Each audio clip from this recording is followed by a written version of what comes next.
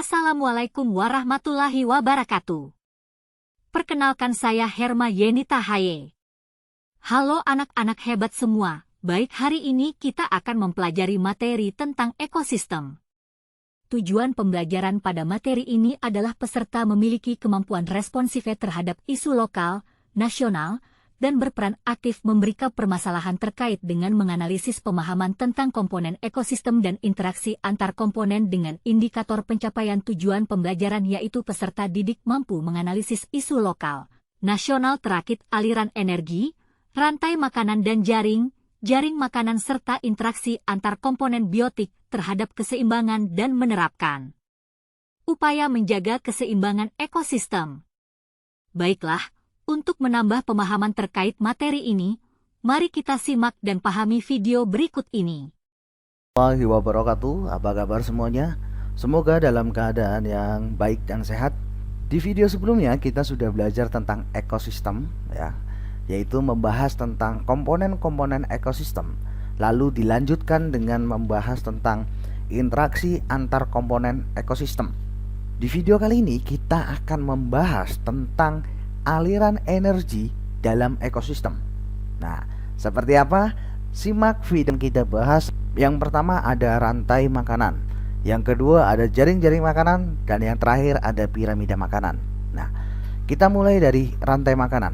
Rantai makanan merupakan proses makan dan dimakan yang terjadi pada makhluk hidup secara linear untuk mempertahankan kelangsungan hidupnya. Nah, rantai makanan juga dapat diartikan sebagai tingkatan atau urutan makan dan dimakan antara makhluk hidup. Sebagai contoh, di sini ada tanaman padi. Tanaman padi berkedudukan sebagai produsen atau tingkat trofik 1. Nah, kemudian tanaman padi dimakan oleh tikus sebagai konsumen pertama atau tingkat trofik 2. Dan kemudian tikus dimakan oleh ular sebagai konsumen yang kedua. Dilanjutkan ular dimakan oleh elang sebagai konsumen ketiga. Kemudian elang mati yang selanjutnya diuraikan oleh dekomposer atau pengurai. Nah, hasil dari penguraian inilah berupa zat mineral yang akan meresap ke dalam tanah.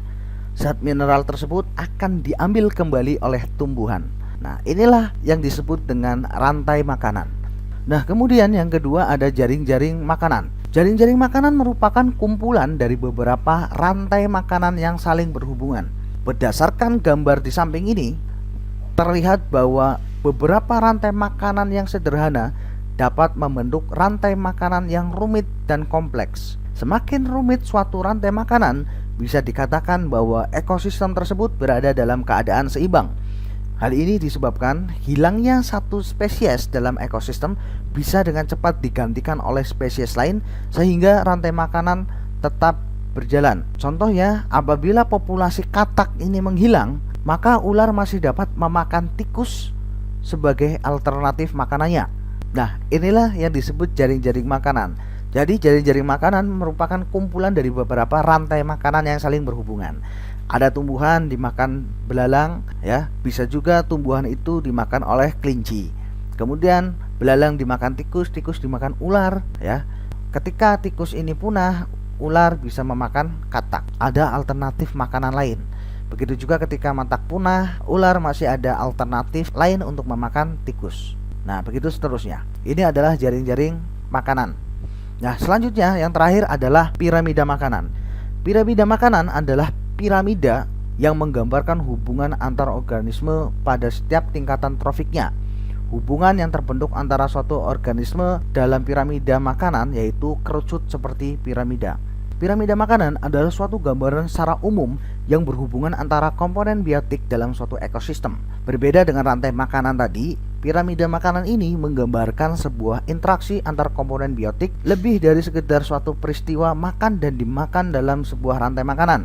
Dalam sebuah ekosistem, tumbuhan sebagai produsen yang mempunyai jumlah populasi yang lebih besar dibanding dengan tingkat trofik lainnya. Jumlah dari populasi produsen lebih besar dari konsumen tingkat pertama, konsumen kedua, konsumen ketiga, dan seterusnya, hingga sampai dengan konsumen puncak. Nah, berdasarkan dari perbedaan tingkat populasi ini, bisa digambarkan sebuah diagram berbentuk piramida. Nah, dalam sebuah peristiwa makan dan dimakan atau rantai makanan yang sudah dibahas sebelumnya ini menggambarkan sebuah interaksi predasi antar organisme dalam satu garis lurus atau linear. Sementara dalam piramida makanan ini menunjukkan suatu jumlah organisme dalam tingkat trofik suatu ekosistem. Nah, inilah contoh dari bentuk piramida makanan di mana di tingkat produsen ada tumbuhan ya yang memang sebagai organisme autotrof atau yang menghasilkan makanannya sendiri. Kemudian ada konsumen tingkat pertama, ini contohnya ada ulat, belalang ataupun tikus ya yang memakan langsung tumbuhan. Nah, kemudian di tingkatan trofik yang ketiga ya atau di konsumen tingkat 2 ada seperti ayam ya, katak, dan yang tingkatan trofik keempat atau dalam gambar ini sebagai konsumen tingkat 3 atau konsumen puncak ada ular ataupun elang. Nah, inilah contoh dari piramida makanan.